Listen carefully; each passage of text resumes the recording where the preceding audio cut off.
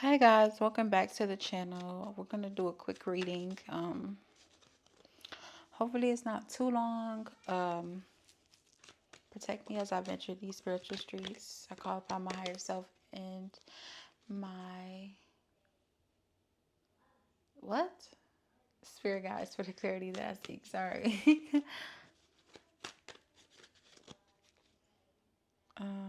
I was gonna say something, but I forgot.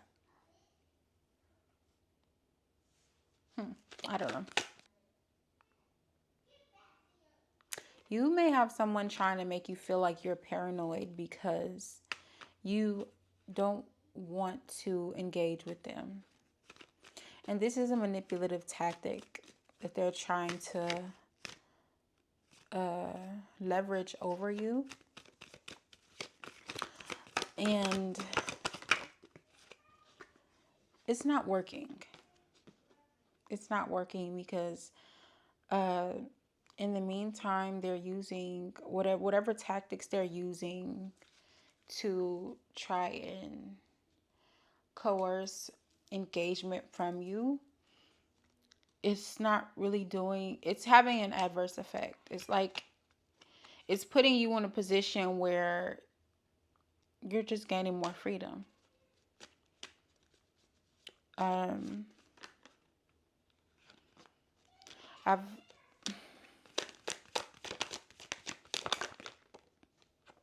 I feel like this person is overestimating their value on your priority list.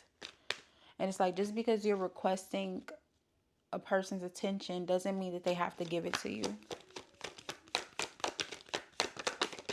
That's what this person is assuming. But I think that they are having a hard time putting their self in your shoes. They may have tried to destiny swap with you, or they may have had to go through some of the things that you went through just to see why they're not cut out for what they want. And you may feel like, just because I have privileges, or I'll just say it like this. I may have privileges, but you are privileged with ignorance to think that those who have privileges don't have their own set of struggles. It's just a different I don't know, just a different dynamic. I feel like you've been in positions where you worked on yourself. When you were unhappy, you smiled. When you were unhappy, when you were going through things, and nobody ever knew because they saw were the opportunities that came to you, all the opportunities that you had around you, all the abundance following you. You got the Seven of Cups, the Nine of Pentacles. And it's like it's easy to see something sparkling in someone else's life from the outside, from the sidelines. But try POV. Try POV camera. This person, I feel like they're really tugging on your energy, or they're really trying to get in contact with you. We have the Eight of Wands and the Page of Pentacles. They may be sending you messages, trying to meet up with you to discuss something.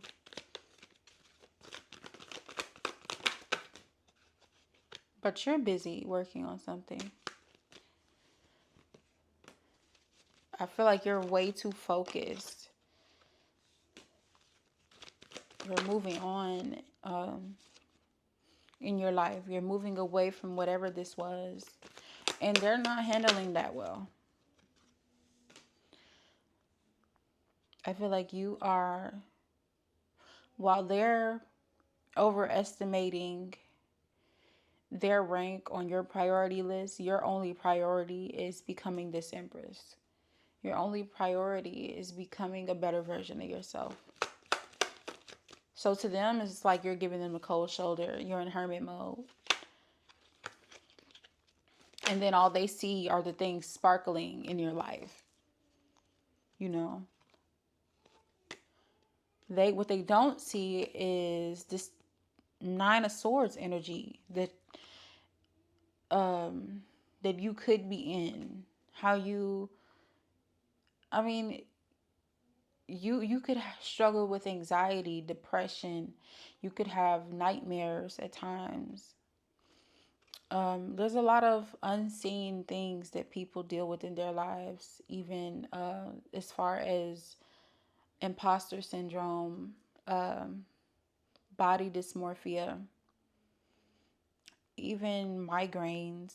I mean, like, there's all sorts of mental health issues and even physical health issues that you don't see on the outside. Or even just like, being stressed out. Shit, nobody sees how that impacts you. But they're demonizing you for this. They're demonizing you because they're not able to see. They're not able to get the inside scoop. But I just feel like these people only want that inside scoop so that they can use it as entertainment and gossip. They don't want it so that they can understand you better. And that's why you're giving these people the cold shoulder. Because you know that any engagement is just going to be used against you.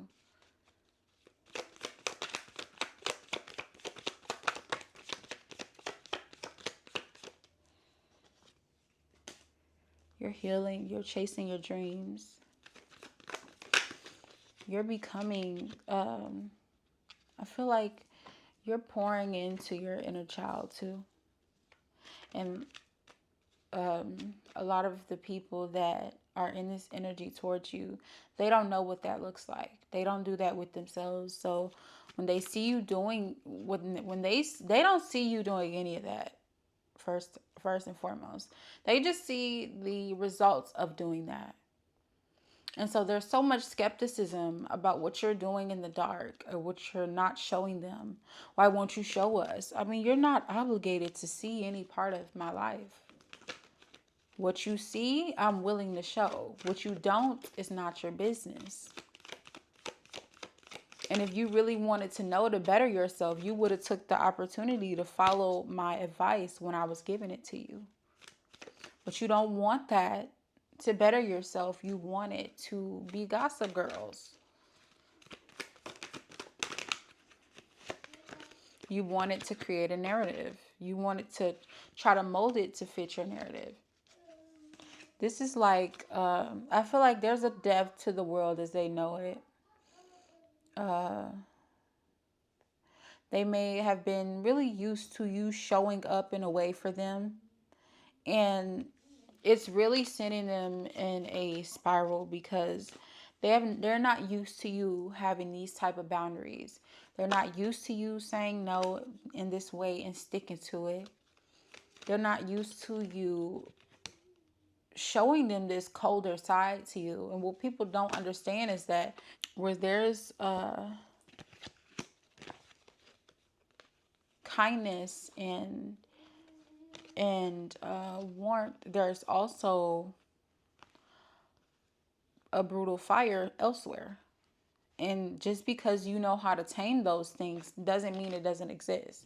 And people make the mistake of assuming that they can do anything and you'll remain open with them. You'll remain giving to them, even when they're not giving to you. And it's at this point for you, it's not going like that. You've made the decision to empower yourself and to hell with everything else. Because I feel like you've always been somebody who has tried to, I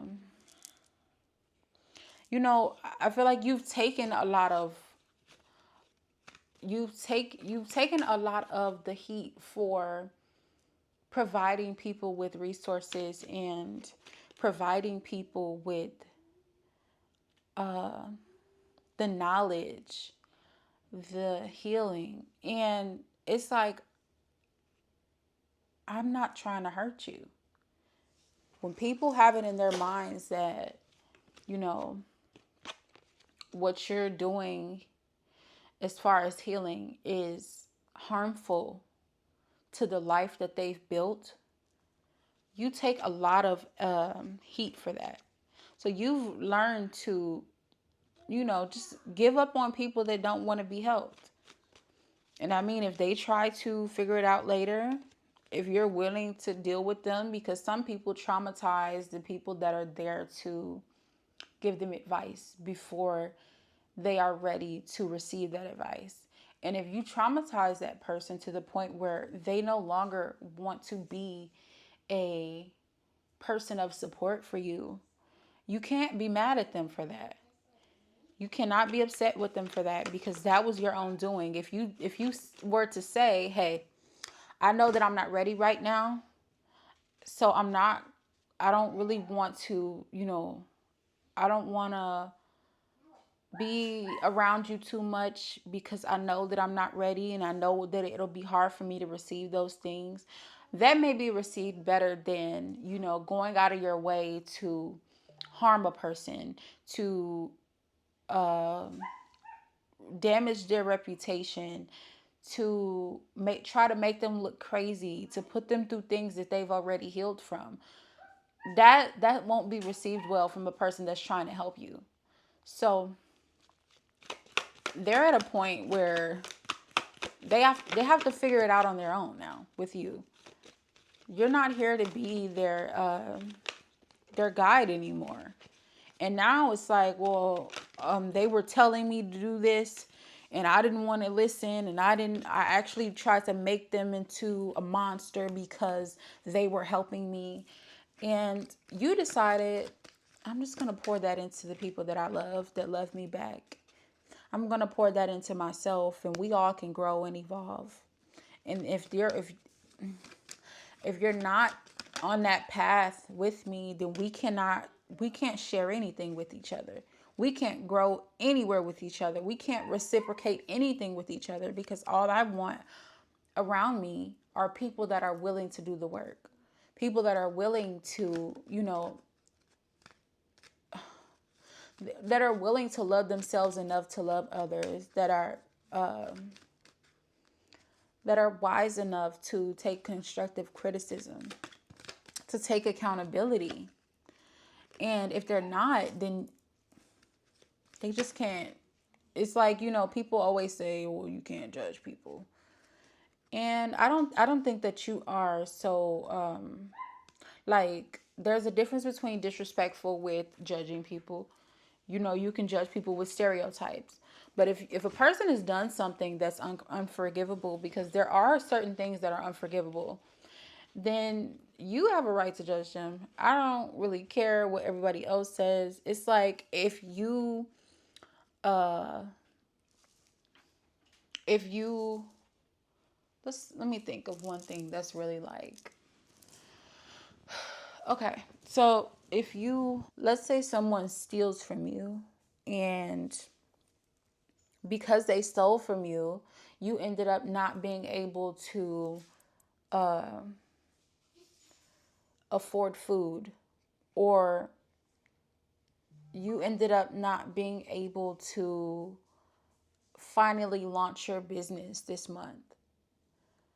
Those are things where it's like, and especially if you have kids, those are things where it's like, you really do not care about my well-being, and that's not something I can overlook.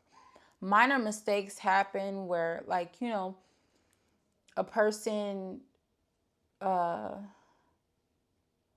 let's say you were in a store and you found some money on the floor. Obviously, you look around, there's no one there, you pick it up. I feel like that's one example where it's really like, you can't assign that to someone. You can't go and find a card and a wallet. That's different. If you find a wallet and you have someone's card information, their address or whatever, you can give that back to them.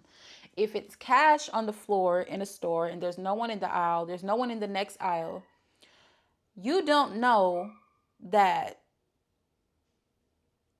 you don't know who that is supposed to go back to. I mean, in those cases, it's a little different considering the context. But if you are actively stealing from somebody and you know they have kids, you know that they just got laid off a job, those are things where it lets me know you do not care about me, and I can't just overlook that and not judge you. That's something that I have to judge, because in your character, you don't care that I don't eat. You don't care that I can't follow my dreams. You don't care that I can't feed my kid. You don't care about that. So that's all I want to say. I know it took me so long to get that out, but I'm going to pull one more and then I'm going to wrap this up.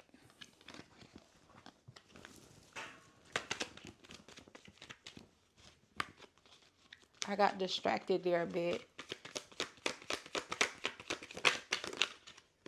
I feel like these people with their intentions, they see you working really hard, and I think that this is a side of you that they've never seen before too, because I feel like you could have been around people that were siphoning your energy and you were in a very depressive state. So all the while you have all these opportunities, it's just untapped potential. It's just wasted potential. Now, I wouldn't say wasted, because you're in an energy now where you're not playing with yourself anymore. You're not letting your potential lie dormant. You are like, okay, let me see what else I can pull out. Let me figure out what else I can do. You're not doing that anymore. Like, at this point, depression is scared of you. Okay? You may still have a little anxiety or whatever, but depression is scared of you. Um, they see you working hard now to attain this, to become this, and this is a side of you that they probably have not seen before, even in a ambition aspect. And it's not to say that you were not always ambitious, but it was hard to see through all of the obstacles that were created for you. I think that you went through something where you got just a glimpse into all that had been happening. And then you saw yourself through all of the dirt. You saw a diamond through the dirt and you were like, what am I playing with right now? I can't I can't just like die with all this potential. And I think you should be really proud of yourself, because some people die with potential, and it's really hard to reroute yourself and to be to go. It's like you really have to pull yourself out of it. You really do. And sometimes it can feel like everything is against you as you're doing that. All you're getting is resistance, but you still do it. Even when you don't want to, you still do it. So I think you should be proud of yourself. That's all for today, guys. Um, if you like the video, give it a like. Comment if it resonated with you. And if you fuck with the vibes, then subscribe. Until next time, bye.